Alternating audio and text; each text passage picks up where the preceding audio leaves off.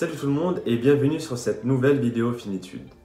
Aujourd'hui, nous allons voir s'il est possible de prévoir la faillite d'une entreprise à partir de son exposition à la vente à découvert. Pour ce faire, la première chose est de définir deux concepts fondamentaux à la compréhension de notre étude. Le premier, c'est celui de la VAD, vente à découvert ou short selling en anglais. Pour ce faire, on peut simplement conter une histoire. Imaginez que vous vous réveillez le matin, votre téléphone sonne et un numéro inconnu s'affiche. Vous décidez de répondre et une femme, se présentant en tant que voyante, vous explique que dans un an, la sécheresse prendra fin, qu'une pluie nourricière sera là. Puis elle raccroche. Malgré ce manque d'arguments probants, vous décidez de vous faire de l'argent sur cette information. Vous appelez votre oncle, lui demandez de vous prêter 1 tonne de maïs pour la revendre directement après. Celui-ci vous laisse 1 an pour lui la rendre. Premièrement, vous vendez cette tonne de maïs 100 $. Maintenant, il vous reste exactement 1 an pour la rendre. Au bout d'1 an, hasard ou chance, il pleut. Le maïs coule à flot, les prix ont baissé et vous rachetez donc cette tonne seulement 10 $. Vous la rendez à votre oncle et c'est donc 90 $ de bénéfices que vous avez engrangé grâce à cette vente-là. C'est exactement comme ça que fonctionne la vente à découvert. Remplacez simplement la tonne de maïs par des actions et votre oncle par un agent financier. Le deuxième concept qu'il faudra expliciter, c'est bien sûr le Z-score d'Altman. Il faut comprendre que l'étude se base sur ce Z-score. Un Z-score vieux de 60 ans, mais qui n'a pas pris une seule ride. En effet, il est présent sur tous les écrans de chacun des gestionnaires de portefeuille en ce moment. Alors le Z-score, qu'est-ce que c'est? Edward Altman a publié un article révolutionnaire. Il expliquait prévoir la faillite des entreprises avec une probabilité de 72% de chance. Le Z-score, c'est tout simplement la somme de ratios comptables et financiers pondérés par des coefficients fixes. Selon le Z-score obtenu, on pourra se faire une idée de la santé financière de l'entreprise. Ainsi, un Z-score supérieur à 2,99 signifie que l'entreprise va très bien. Un Z-score inférieur à 1,81 signifie clairement que l'entreprise risque de faire défaut. En revanche, si l'entreprise se situe entre 1,81 et 2,99, on ne pourra se prononcer, on dit que l'entreprise se trouve dans une zone grise. Mais revenons à l'étude. Avant de reprendre la méthodologie de l'étude, nous allons d'abord parler des données. L'ensemble de nos 2 échantillons provient d'entreprises qui ont été cotées ou qui sont toujours cotées au New York Stock Exchange. Ainsi, le premier rassemble 150 entreprises qui ont déjà fait faillite au moins une fois. Et le deuxième, 1000 entreprises n'ayant jamais fait faillite. Nous allons donc constituer à partir du deuxième échantillon de 1000 entreprises un troisième échantillon qui nous permettra de comparer les résultats avec le premier échantillon. C'est-à-dire que nous prendrons seulement des entreprises avec les mêmes caractéristiques que notre échantillon avec des entreprises ayant fait faillite. Maintenant, nous allons aborder la méthode utilisée pour cette étude.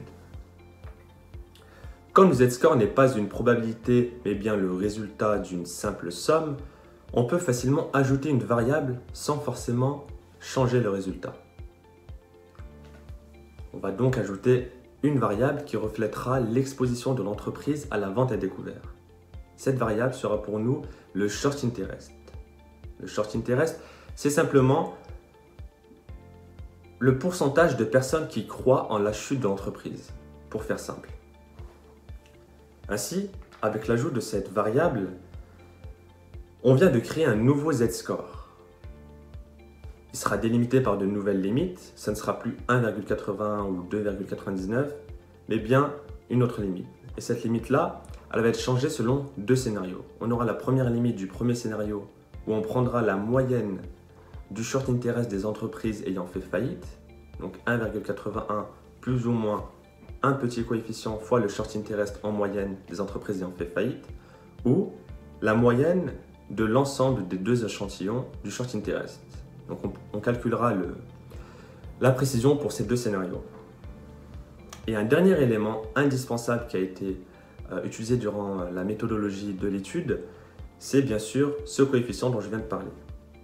Car en effet, chacun des ratios dans le Z-score d'Altman est pondéré par des coefficients. Il faudra donc des coefficients pour notre short interest. Comment nous l'avons trouvé? C'est assez simple. Avant tout, il faut savoir que le short interest a un impact négatif sur la faillite d'une entreprise.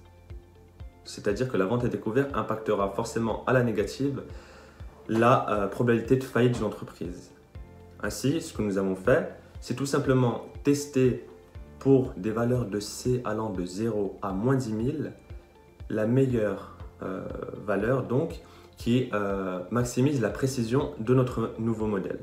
Notre nouveau modèle donc qui nous donnera un Z-score ajusté. Nous avons donc notre Z-score d'entreprise, notre nouvelle variable, notre coefficient et notre nouvelle limite. Nous pouvons donc calculer les Z-scores ajustés de chacune des entreprises afin de voir si celles-ci se retrouvent bien dans deux groupes séparés, avec celles qui ont fait faillite dans le groupe inférieur à la limite et celles qui n'ont pas fait faillite supérieure à la limite. En tout cas avec une probabilité meilleure que celle d'Altman.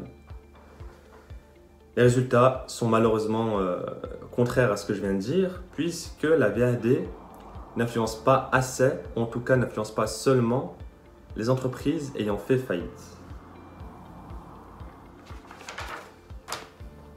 On passe donc d'une précision de 30% avec le modèle d'Altman à 31,5% pour notre modèle à nous, avec le Z-score ajusté, ce qui n'est pas assez significatif pour parler d'une amélioration du modèle. Et lorsqu'on effectue les tests sur l'ensemble de nos données, donc avec les 1000 entreprises, non pas avec seulement celles qui ont les mêmes caractéristiques que notre premier échantillon, au contraire, on passe de 75% avec Altman, ce qui correspond à peu près aux données empiriques, à 60% pour notre modèle. En conclusion, le short selling ne nous permet pas d'améliorer la précision du modèle d'Altman. On ne pourra donc pas prévoir la faillite d'une entreprise. En revanche, le problème pourrait venir donc d'un manque de clarté dans l'information de la vente à découvert. On pourrait peut-être trouver une meilleure qualité d'information en ayant la vente à découvert de seulement certains fonds d'investissement spécialisés dans le repérage des entreprises destinées à faire faillite, telles que Moody Waiters Research. C'est donc tout pour aujourd'hui. Merci d'avoir regardé cette vidéo et n'oubliez pas de vous abonner à la chaîne Finétude pour toujours en apprendre plus sur la finance. Merci.